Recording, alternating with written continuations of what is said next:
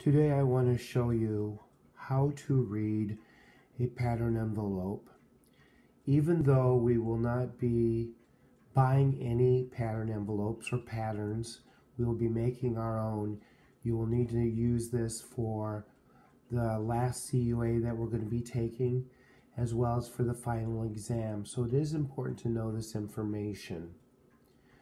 When you go to the store, whether it's Walmart or Hobby Lobby or Joann's, there are sections in the store that have fabrics and sewing notions. Notions are considered to be zippers, elastic, threads, buttons, and those types of items. In a large file cabinet in the section of the store, you will find books that will show you the projects that you can sew for yourself, for others, for pets, for your home. Almost anything that you can make can be located in a pattern catalog. After you choose the pattern that you want to make, you go to the file cabinet and you look in the drawer according to the name of the company. In this particular example, the company shown on this envelope is McCall's. Other companies called Vogue, Simplicity, New Look are also listed. Once you find the pattern in the catalog of what you want to make, such as what we see right here in this picture, you can pull out the pattern. Now, some of the important information you do need to know about is the name of the pattern company, the pattern number, M, which means McCall's, and the identification number of the pattern, 4639. At the top it says this is an easy pattern, it's stitch and save. In other words, it will be a very easy pattern to make if any people are interested in that. You have a photograph of the fronts of the projects that were sewn for these two people. You also have letters A, C, and the lower one here in red is B.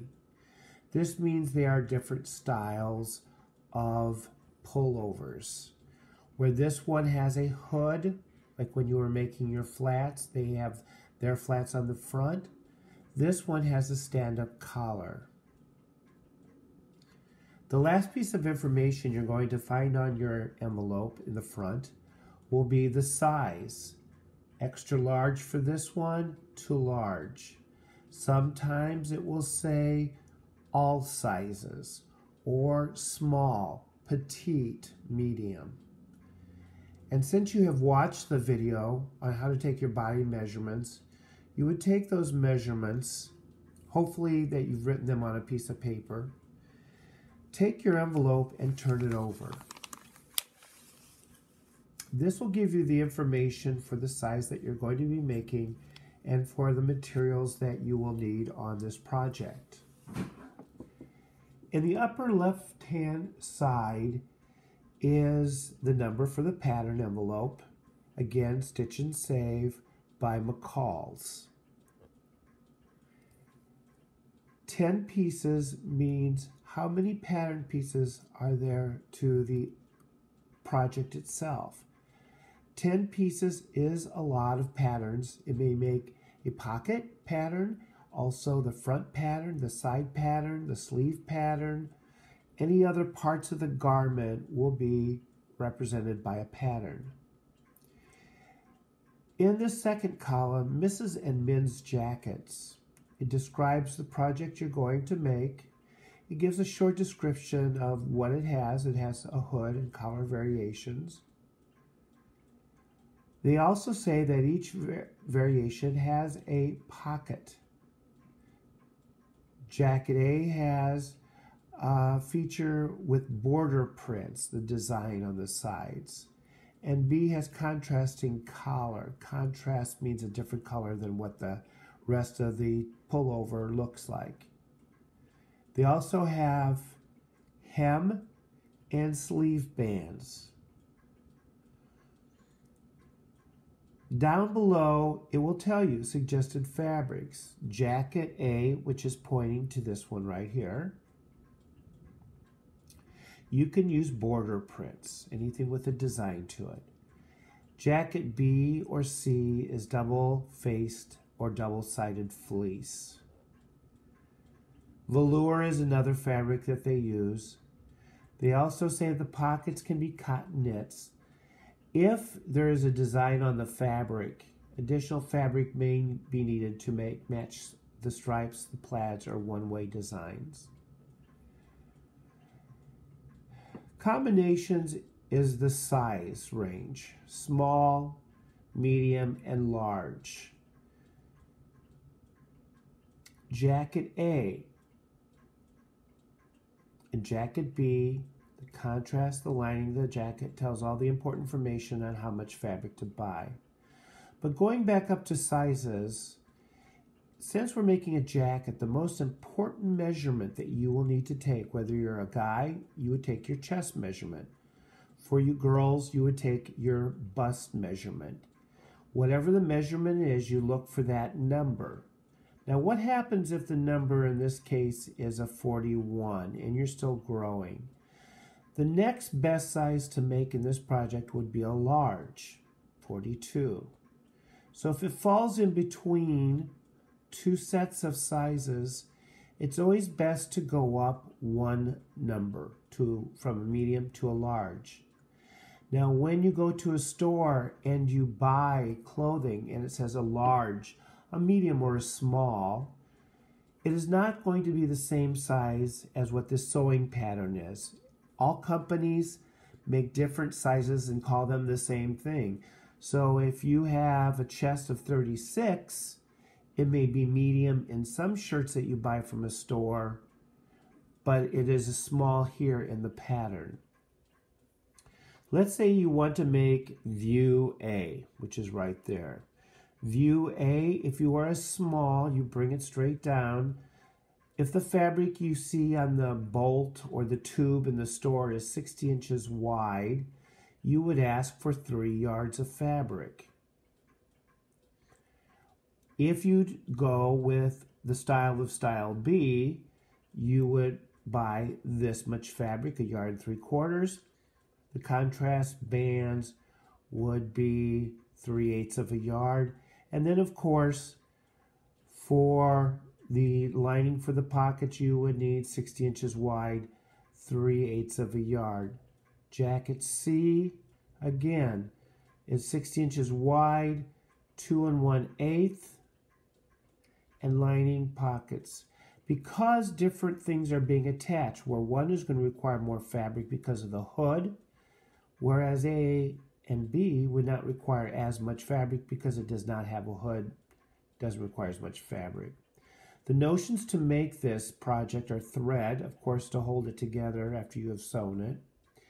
They're asking that A and B use one separating zipper, and jacket C, 1 26-inch separating zipper as well.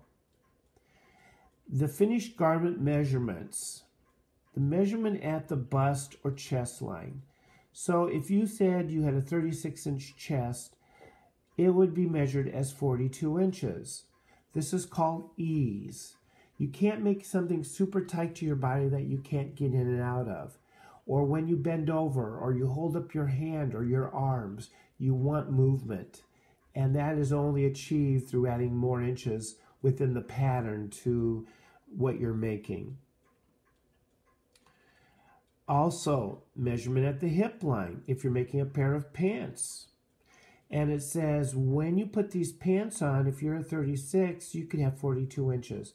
For sitting down, for moving, you want the extra ease. The back length from the normal neckline. So if your neckline is here and you measure down to your waist, you would hope to have it to be 28.5 inches. However, if you make this and it doesn't go all the way down to your waist and it's too short, before you start cutting the fabric out, you need to take the pattern and change it. And we do this by cutting it in half and lengthening it and putting a space in between the two halves that you've cut by that many inches.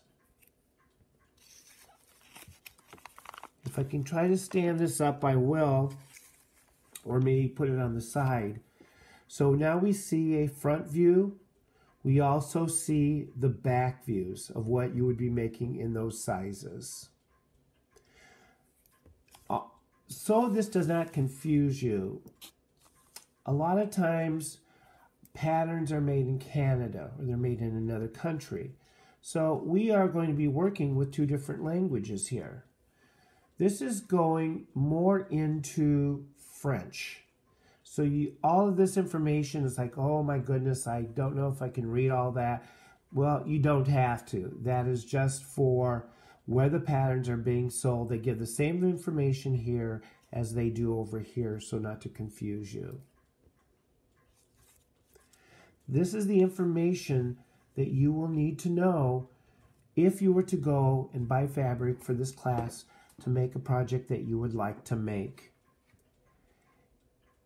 In the next photo on Google Classroom, I'm going to be taking a picture of a front and back envelope of a pattern. There will be a question sheet. It will ask you questions concerning that pattern so that as a customer, you could go into a store, select a pattern, and buy the things that you would need. At any of the stores that you go to, I'm primarily thinking Hobby Lobby or Joann's, they can assist you in what you want to buy. Sometimes the clerks at the stores have very little information since they are not sewers themselves. So it would be up to you to put your faith in someone who knows what they're doing and can really assist you. I hope this tutorial has helped, and I'm really hoping to get back soon so I can see all of you. Thank you.